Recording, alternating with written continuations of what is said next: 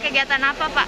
Hari ini kita laksanakan donor darah dan rangka memperingati HUT Sapol PP yang ke-72 dan 5/60.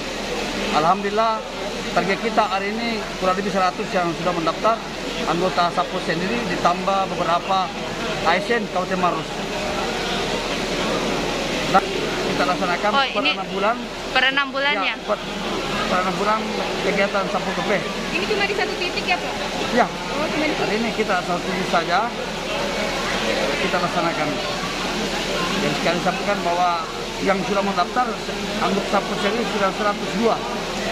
Ditambah dari ASN karena memang kita surati semua SKPD terkait. Targetnya untuk hari ini berapa, Pak?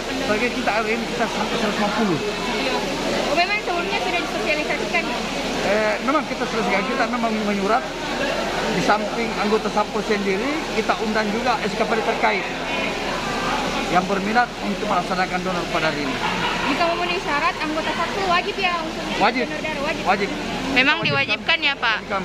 Sebagai bentuk khususnya untuk menerima jasa upahnya harus donor. Oh, jadi kalau misalkan belum donor, tidak dikasih upahnya ya, Pak? Diwajibkan, tapi kasih, tapi menjadi kewajiban. Oh. Selain donor darah, Pak, ada tidak kegiatan kemanusiaan lain yang peringati ini? Cuma ini saja. Cuma donor darah ya? Oke.